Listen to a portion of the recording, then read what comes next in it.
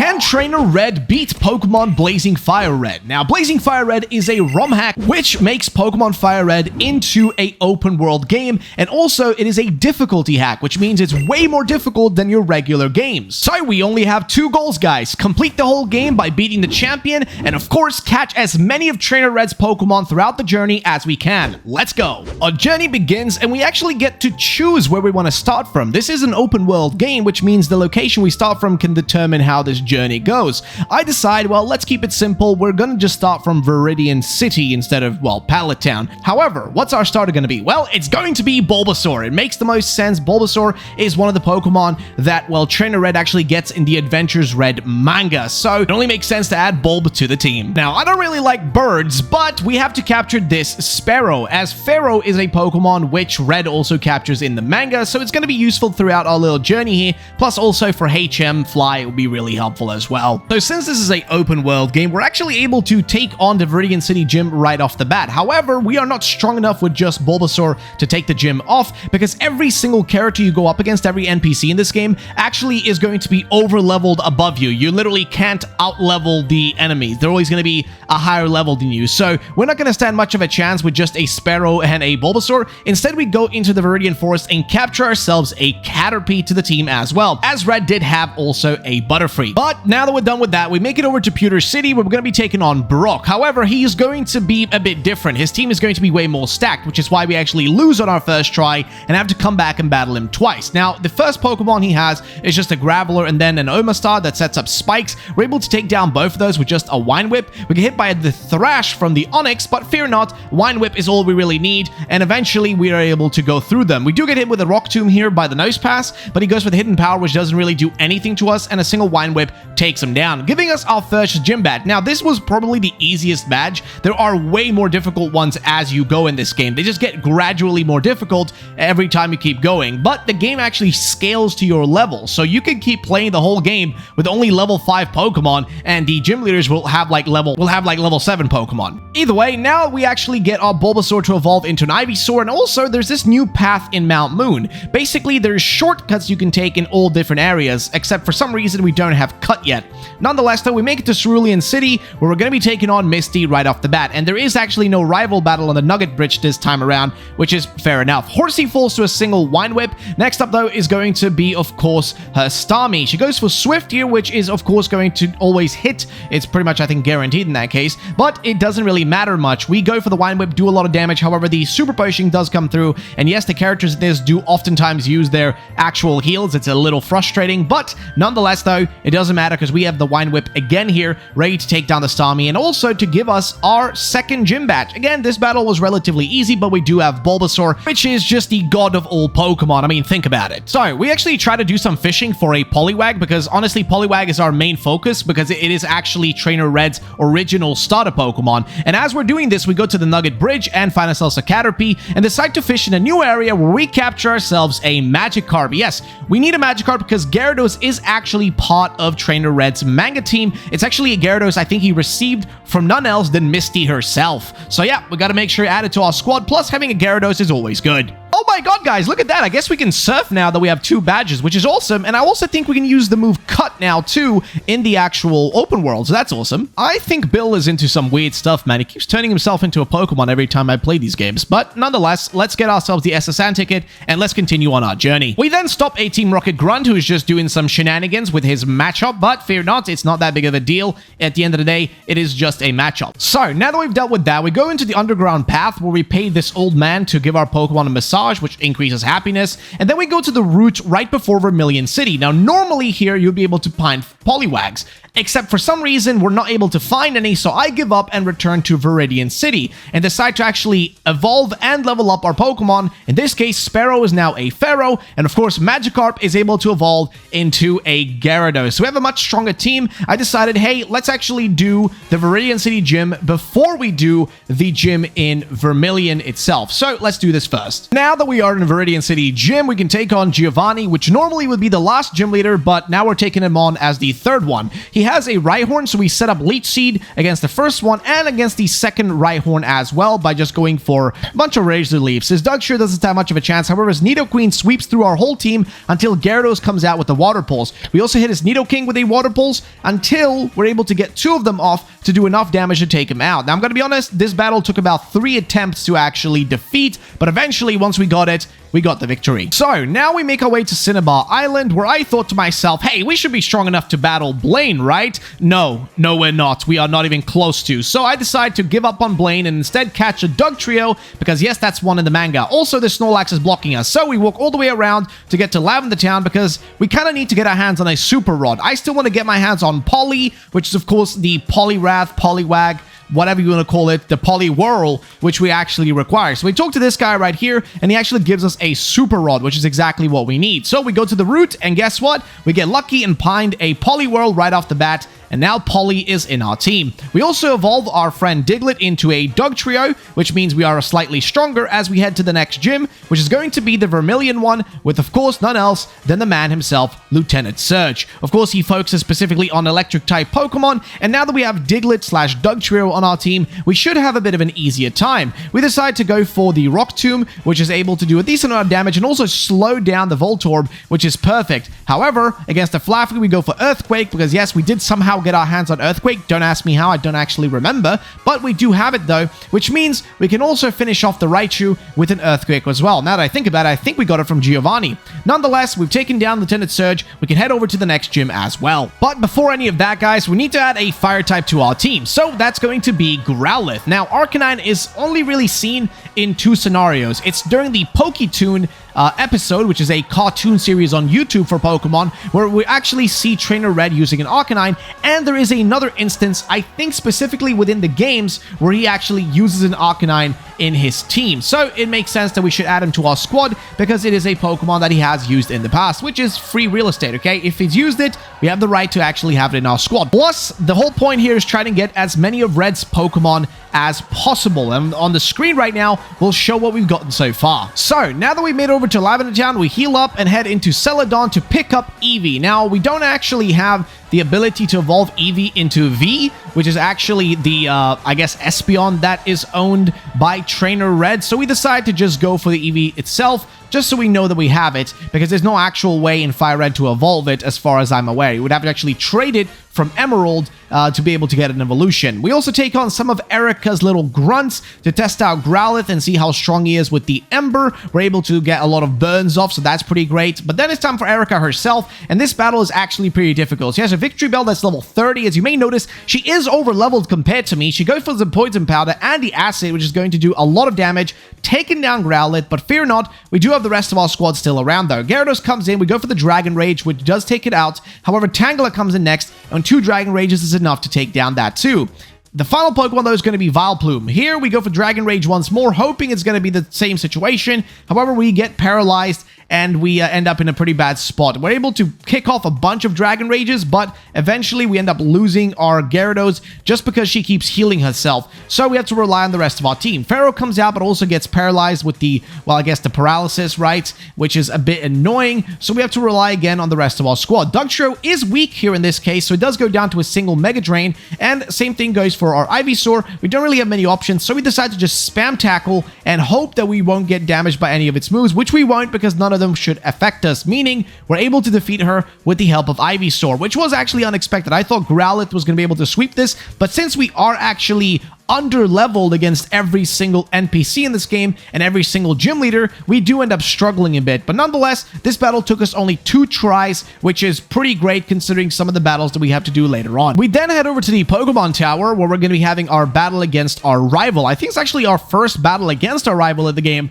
which we didn't have one on the Nugget Bridge, so I guess this is the proper first one. Now, his team is pretty stacked, to be fair. So yeah, what has his team actually got? Well, he got himself a Gyarados, so we switch over into Ivysaur, making sure we get that Giga Drain off. He goes for Thrash though, which does a quite decent amount of damage. However, Giga Drain does come through and heal us for a tiny bit of amount. Also, he seems to be confused from the thrashing, which means he's going to be hurting himself a lot, so we can just Giga Drain him all the way down until we get to victory. However, there's still a few more Pokemon to deal with. So we switch in Growlithe against the Execute. In this case, this thing is going to be hit with the Ember. It does a decent amount of damage. However, though, we do end up losing our boy here, so we switch over into Pharaoh instead, and we're able to take it down with a Peck. Kadabra is up next. In this case, we are lucky that it doesn't really do much. I think it mostly just uses Future Sight and stuff like that. It does have Psychic as well, so it does actually end up doing a decent amount of damage, but we outspeed with Dugtrio when we go for the Earthquake, leaving now a Charmeleon to deal with as the last Pokemon. In this case, we go for the Earthquake once again, and guess what? It is a one-hit KO almost. Not really, no. We didn't get a one-hit KO. I thought it was going to be a one-hit KO, but it wasn't. Nonetheless, though, we do outspeed again, and we take it down, which means we defeated our rival once more. And this time around, I didn't really see Eradicate, so maybe we did something bad to it. We then head over to the Silphco building because, well, as you may have noticed, we're kind of running amok here. We also want to go get our hands on Lapras. This is another Pokemon, which is again owned by Trainer Red, and the only way to, well, realistically get it here is from the guy who gives it to you in the Silphco building right after you defeat your rival. So, what does that mean? Well, we just battled him, but guess what? We gotta battle him again, baby. So here's what we exactly are about to do. We're taking on our rival once more. So what does he have this time around? Well, mostly the same team. Pidgeot is out first. Here we go for Gyarados. We go for the Dragon Rage, which is able to take him down relatively smoothly. Gyarados is up next here, so we do just another Dragon Rage, hoping to do a decent amount of damage before we're taken out. We go for the Leech Seed to make sure we can get some HP back every single tick, which is exactly what ends up happening as we're able to take down the Gyarados. However, we're now down 2 Pokemon each, I think, both sides, which is a little problematic. Execute comes out again. We go for the Fire Fang this time around, which is able to do a decent chunk of damage, and also the burn does come through, so we should be pretty safe for our Growlithe to get through this battle. However, he still has Alakazam, which previously was a Kadabra, but now that it's an Alakazam, it's dangerous. Well, just generally, Psychic-type Pokemon were really dangerous back in Gen 1. Not as much, I guess you could say, in Generation 3 when Fire Red Leaf Green came out, but still relatively difficult. Now, Earthquake coming through is more than enough to take him down, which leaves us now with the Charizard on top of us as well. It was a Charmeleon in previous battle, but now it's fully evolved, which is a little bit annoying. The Fire Fang comes through, but our Rock Tomb is able to kind of slow him down a tiny bit, not really that much, but just a decent amount. We go for the Fury attack, which is able to do just a tiny bit of damage, not enough to take him down right off the bat. So we go for Polly, and in this case, we try to get the Water Pulse off. Now, luckily, we do get it off, but it's not enough to take him out. He goes for Smoke Screen, which lowers our accuracy, but we still hit the Water Pulse, which is kind of crazy, and it's just enough, just barely enough to get through this battle and get the victory. It was very close, I'm not gonna lie. It was very, very sketchy. We could have easily lost this battle, but we didn't, which is great, which means we can now keep making progress. And one of those things is to get our hands on Lapras, which we end up doing, because yes, it is a Pokemon which, of course, Red uses in the games, and of course makes sense we should use it as well. Now that we've sorted those things out, we make our way through the puzzle in Sabrina's gym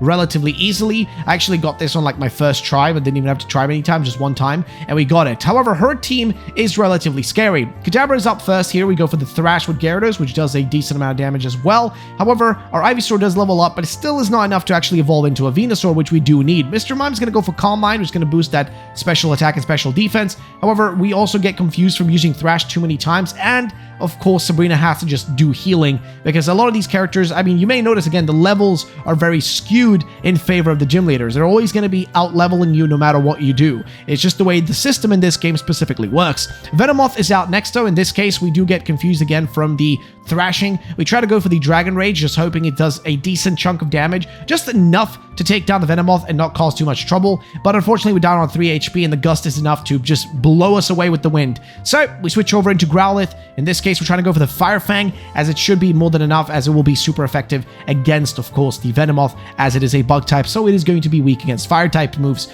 Either way, the Psychic is not going to be too easily handled in this case. It is a very difficult move to stand up against. It does a lot of damage. Even in this case, Dugtrio takes a lot of flack for that one, with only 6 HP remaining, but we try to go for another one, so the Future Sight comes through, which is actually good for us, because now we're able to hit the Earthquake and get rid of the Future Sight, so we don't have to deal with it. Of course, it might still hit us, which is, kind of expected at this point, but nonetheless, we are able to take down Sabrina and get ourselves the other badge. Now, we've gotten quite a few badges so far. There's not really that many left at this point.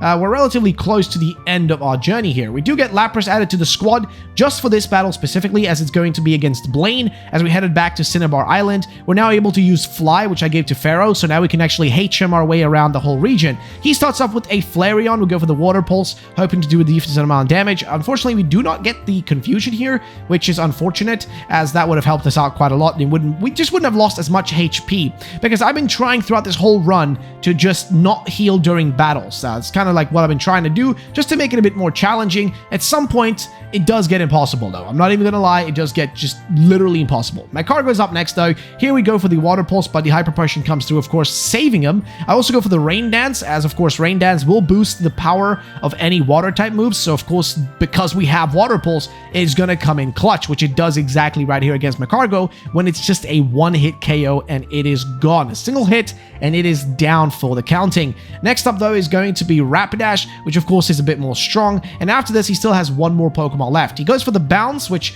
means we're not going to be able to hit him for about a round, but that's not really that big of a deal, as we're able to get the Water Pulse off the second time around, though. But he goes once again for the Bounce, which means we're not going to be able to hit him. I decide, okay, you know what, let's send Pharaoh out instead, because Pharaoh is our weakest Pokemon at this point, so let's just use him instead. But, well, it wasn't really the best of situations. Lapras doesn't really have much of a moveset that I have any use for. We go for the Confuse Ray just to be annoying. He does go for the Full Restore, which is just frustrating, man. Like, they keep healing themselves all the time, and then we just try to body slam this thing down as much as we can. We do survive on 2 HP and do actually defeat it, but there's still one more Pokemon to go. However, which one is that going to be? Well, it's none else than his ace, Arcanine. Arcanine is, of course, a giant beast of a Pokemon. It does do a lot of damage, but we still have a Pokemon, like a decent team of 3 Pokemon left, so we still have a chance to take him out. We go for the takedown. We're able to, well, not really do much as we get taken down as well. Earthquake here would do a lot of damage because, well, it is a ground-type move against a Arcanine of all things, so it should do a decent chunk, which it does, and then finally the second Earthquake is enough to take down the Arcanine and give us another gym badge, which is great because we really needed that, man. We got to get through this journey the best way possible. So that's exactly what we do. After dealing with this, we notice a little picture there with Blaine and Mr. Fuji seemingly having a good time. And we also run into Bill, who wants us to go over to, I guess, the Sevi Islands and do some goofy stuff. But we ain't got no time for that because we got to go get our hands on something special. We're going to be going to the Safari Zone. So we make our way down to Fuchsia City, which was relatively easy because we're already in Cinnabar. So once we get here, we are going to be catching a few Pokemon. One of these is going to be Nidoran because, yes, Nidoking is actually a Pokemon that Red catches in the Safari Zone, so we're going to be adding that to the squad. But fear not, it's not the only one. There's still a few more Pokemon that he does actually catch in the Safari Zone, which we capture as well. One of these Pokemon is, of course, going to be the female version, Nidorina. So, of course, a Nidoqueen is another thing that he captured in the Safari Zone during his, like, I guess, time there, which is also going to be added to our squad. But like I said, there's still a few more to go. What other Pokemon are options? Well, there's one that you guys may not expect that much, which is going to be none else than Parasect. Yes, a Parasect, for some reason, don't ask me why, but it's another Pokemon he captured. But it's not the coolest one, though. The coolest Pokemon he got in this team from the Safari Zone has got to be Scyther. So see, here's the thing. He technically doesn't use Scyther much, I think, in the manga, but where we do see Scyther is actually in the Stadium games, where Red, the character Red, does end up using a Scizor, which means we can, of course, get the Scyther added to the squad and use it in our journey. It is a strong Pokemon. It is a clutch Pokemon. Also, one of the coolest Pokemon, man. Seriously, Scyther is just awesome. Nonetheless, though, we switch out a few Pokemon in the squad, making sure we're ready because we got to go and take on someone special in a bit. But before we do any of that, guys, we're, of course, going to go buy a Firestone and a Water Stone. What do we need these for? Well, to evolve 2 of our Pokemon. Which ones? Well, none else than Poliwhirl into a Poliwrath, of course, because yes, it is fully evolved in the manga, so of course we're going to fully evolve it as well. But there is still another Pokemon which we need to evolve on top of that, besides, of course, you know, little Poly here turning into a Poliwrath. What other Pokemon needs to evolve in our squad right now? Well,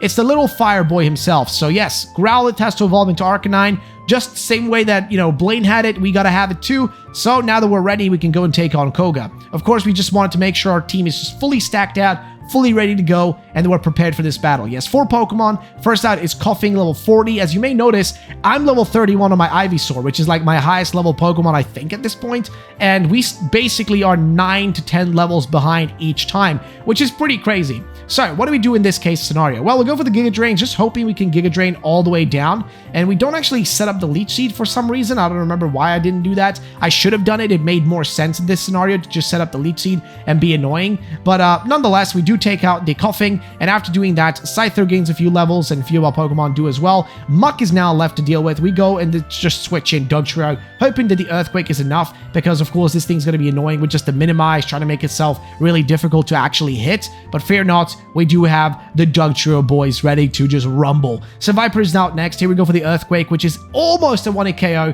However, it's not enough to do it in a single hit. The Hyper Potion does come through to just save the freaking Seviper, but we still get the second hit in there, guaranteeing the victory, but we still have 1 Pokemon left to go. It's going to be Weezing. Here, we don't really have many options. Of course, it's going to be Levitating, so we can't really do much with the Earthquake. And in this case, Submission isn't really going to do a lot against a Weezing. It's just not really that strong. So we try to go for the Surf, which misses because we do get that smoke screen on us. And then the Sludge takes down Polly. We are still left with 3 Pokemon, though, so we still have chances. However, I try to go for the Ice Fang for whatever reason. Wasn't really the smartest move I've made in my life, but it is what it is. We go for the Dragon Rage, just guaranteeing that we get the HP down a decent amount while we're trying to use the last few Pokemon. In this case, would have been really great if we had Extreme Speed on Arcanine, but we didn't have it yet for some reason. I think I just forgot to use the move Relearner to actually get my hands on it. But nonetheless, we still get the victory, and we've got ourselves our final gym badge. Yes, that's our final gym badge. Now all that remains is to actually get to the Elite Four and finish things up. But there's going to be a few more things along the way before we get there.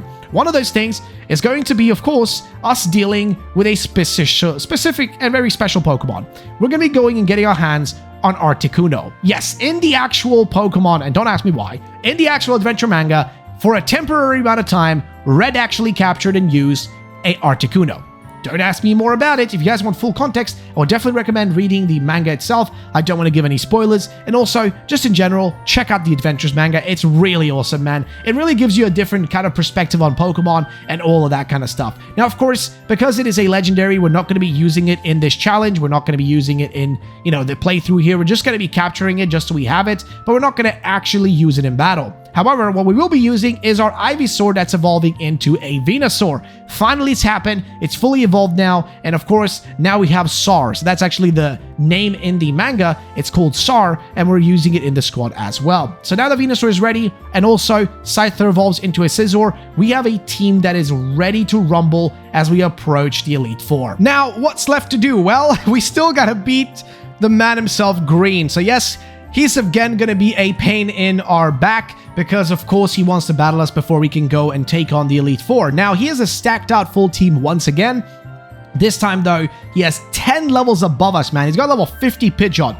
We, of course, are not able to do much against that one. We go for the Thunderfang, hoping it's enough to take him down. However, he actually withdraws and switches into a Rhyhorn, which is honestly just a little bit annoying, to be honest, guys. Like, it's just a little bit frustrating to deal with. But don't worry, we're going to be going for the Fire Fang because we're only on 4 HP anyways. It's not like Arcanine had much left to work with anyway, so we decide to just sacrifice him and then go for Polly with the Rain Dance, setting ourselves up to make sure that any of our, Surf or whatever kind of water type move we'd use, whether it be on Polly or Gyarados, that either one is going to do a lot of damage for the next 5 rounds. So that's the best thing about Rain Dance. You set it up, lasts for 5 rounds, can do a lot of damage in that meantime, and especially if you go up against any rock, ground, and or fire type Pokemon, you're gonna be set. Plus, just generally, the overall power of Surf and just certain water type moves are just so strong, you'll even do a lot of damage against Pokemon where you're not even super effective against them, generally speaking. In this case, though, well, we gotta deal with Charizard, which is a Pokemon that's just a problem nonetheless. It does wing attack and all that kind of stuff, which means it's going to have the stab on that and just do a lot of damage. But we go for the Rock Tomb with Dugtrio, which is able to take down Charizard. Luckily, again, just coming in clutch with the rock type moves there. Normally, we would have to use Earthquake, but since it's a Charizard, can't really do much against that. Against Execute, it's a little bit more stressful. We go for the Earthquake, doesn't do anything. We also get paralyzed, which is just more annoying than anything else. It isn't even like a massive problem. It's just annoying. And now, we do have Scizor, and we have Swords Dance, so it's the perfect time to start using our boy and setting him up. And I'm gonna be real, this challenge wouldn't have worked at all if we didn't have Scizor. For the most part, our team was really struggling without the scissor on there. We really needed it. And now that we have it, we go for the slash, which does a huge amount of damage against the executes, leaving us now with 2 more Pokemon, that being Gyarados, as well as one of his pals. It's got to be Alakazam, you guys already know it. So we can try to go for the slashes here. Eventually, we finally hit it. I guess our accuracy's got to be relatively low at this point, because we've been hit with a lot of moves just to lower our accuracy. But we do get the clutch against the Gyarados, leaving only 1 Pokemon, and that's Alakazam. And oh boy, this fella is annoying. He goes for Disable on our Slash, so we can't use Slash anymore. He also goes for a Calm Mind, setting himself up when we are still paralyzed, which means we're always going to be outsped by him. However, eventually Steel Wing does hit. And remember, we had, of course, the Sword Stances, which is why we were just so strong going into this. So now that we defeated him, we can finally make it into the Victory Road, where we, of course, are going to be showing our badges off and confirming that we've done all the gyms to lead us into the Indigo Plateau, and of course to capture, or rather not capture, but rather get our hands on our, champion victory. We also catch a Machop, because yes, Machamp is a Pokemon that's used by Red within the video game section, as the versions of him have actually used Machamp multiple times. So I thought, okay, let's add a Machop to the squad just to try to catch as many of his Pokemon as possible. Unfortunately, I will tell you right now, some Pokemon just weren't available, so we couldn't always get our hands on every single one, but I tried to catch as many of his as I possibly could. Either way, this is the Elite Four. Now, you may notice you actually get to choose which Elite Four member you want to take on first. So I decide, hey, let's do Agatha first. She is going to be the most, I guess, annoying one in my case. But guess what, guys? I will tell you right now, I tried to do this whole run without using any healing items until this point. I tried to beat this for several hours. I tried every combination I possibly could of Pokemon, every combination of moves, but I could not defeat any of the Elite Four members without using healing items. I tried the whole run up until this point. This is the one moment where it just wouldn't work anymore. So I will point out, I was able to defeat Agatha and then also go and take on the, well, I guess the rest of them. In this case, we're taking on Lance with the help of our squad, but it's only because we were able to use heals. Otherwise, it wouldn't have been possible. And of course, shout out to Scizor, man. We came through with the clutches, just swords dancing most of it, and then steel winging the whole team. Dragonair, Aerodactyl, Dragonite, all of them just falling to the steel wings, man. Taking down Lance like it's nothing. Leaving us now up with Bruno and, of course, Lorelei still left to go. Bruno was relatively easy, I would say. Probably the easiest of the, I guess, the 4. He's probably the easiest one to deal with. We get the Steel Wing off. We did take a lot of damage with Scizor, though, but I did end up healing myself up because otherwise we just stood no chance. Like, we just really needed Scizor to do some work. We go into Gyarados and try to take down Machamp, but luckily Venusaur comes through instead. And then it's mostly just spamming Poison Powder and dealing with him full restoring his Hitmonlee here. But eventually we get it too. Onix is the last Pokemon which we defeat with a single Mega or Giga Drain at this point, leaving us with just Lorelei in the way. And she, well, she's got herself a mix of water and ice type Pokemon. We take a lot of damage from her Dugong, but eventually the Thrash comes through. It's a really strong move, Thrash. It's kind of strange if you think about it, but it does leave you vulnerable because of the confusion. Against the Cloyster, well, guess what? We just did the same thing. It was just a mix of Thrash and, of course, using Dragon Rage. However, Arcanine comes through and destroys the Jinx, and same thing for the Lapras. We're able to take it down with the Extreme Speed, which we finally were able to get our hands on. Now there's only one thing left to do, guys. We got to take on the champion and get the victory. Now, he himself, he was actually the easiest. I'm gonna be real, the champion battle was the easiest one out of all the Elite Four stuff we did. First up is his Gyarados. Here we just go for Thunderfangs. Eventually it doesn't work out, so we just switch back and forth, because even he does that. He keeps switching Pokemon. Charizard falls to us. Same thing with the Rhydon. Gets down easily. Pidgeot is up next. We go for the Steel Wing. The Giga Drain comes through, destroys him. Alakazam stands no chance. And of course, Venusaur finishes up Exeggutor with a Giga Drain, which means we've completed this journey. Yes, we're able to defeat it, but I will say it wouldn't have been possible without healing items in the Elite Four. You guys should definitely check out the game. It's pretty cool. It's open world, Fire Red.